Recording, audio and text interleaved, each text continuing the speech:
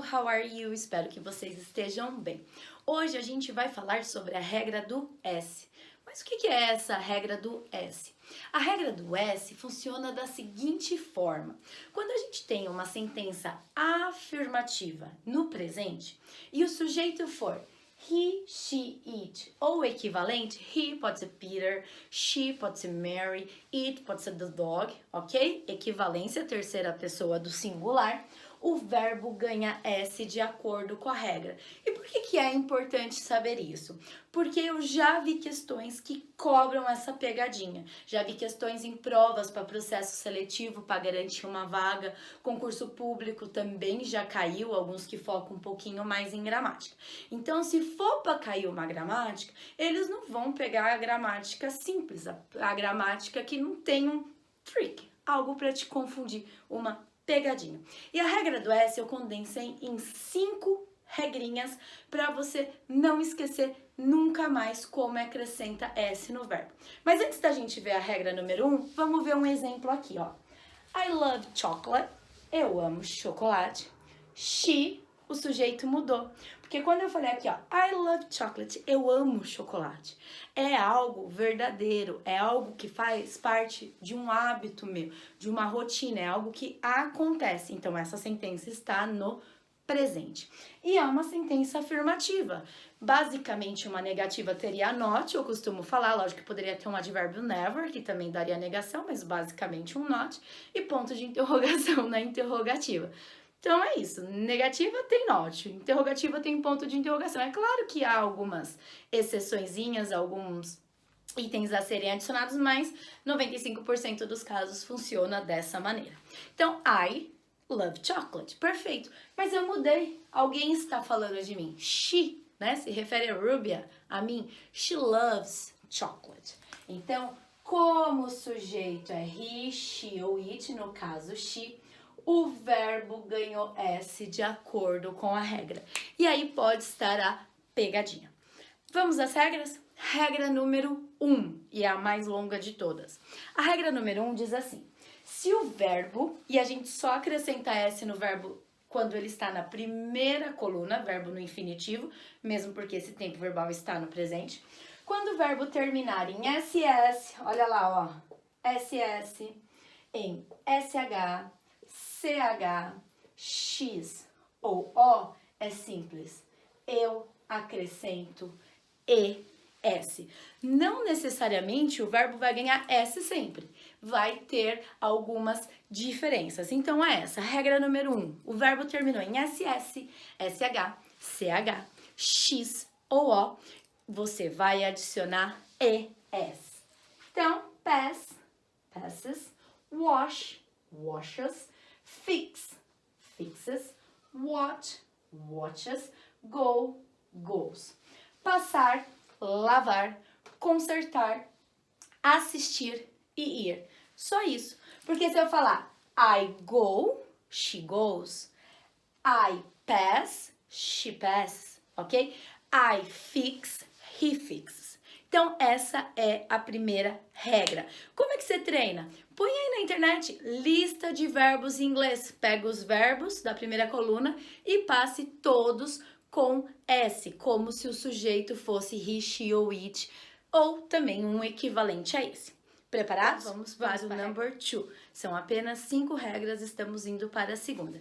A segunda e a terceira, elas envolvem o Y, mas tem uma diferença. Vogal ou consoante.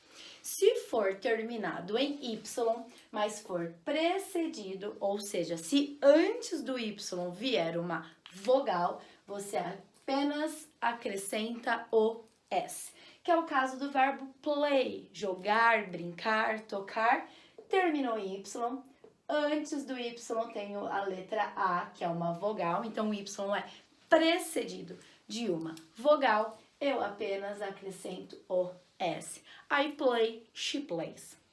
É o mesmo caso do verbo buy, comprar. Termina com a letra Y, mas é precedido pela vogal U. E aí o que acontece? I buy, she buys. Certo? Então a regra do Y, se vier com uma vogal antes desse Y, só S.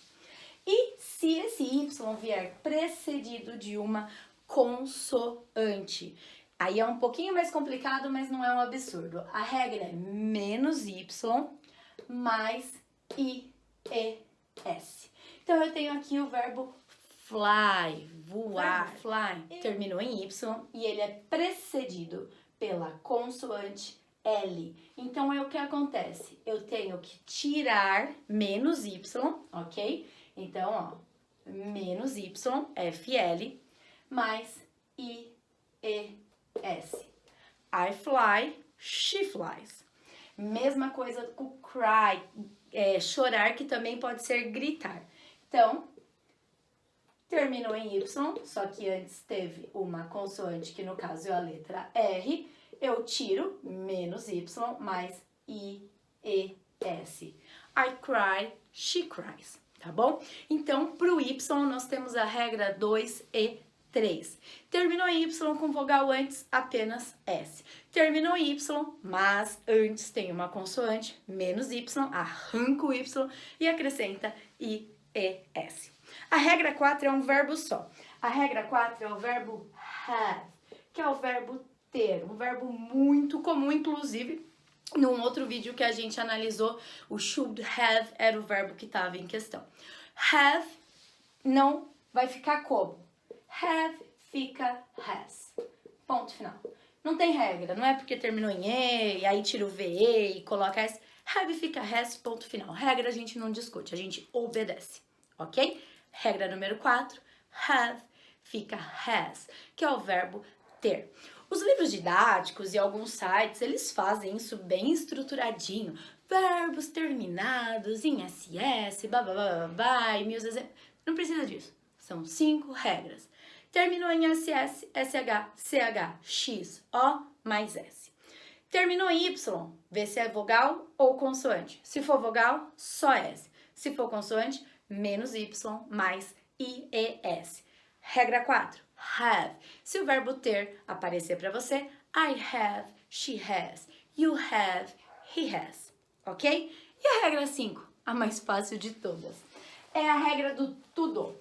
Tudo que não se encaixa. E a regra 5 é a regra mais fácil de todas. Por quê? Ela diz o seguinte, é a regra do tudo.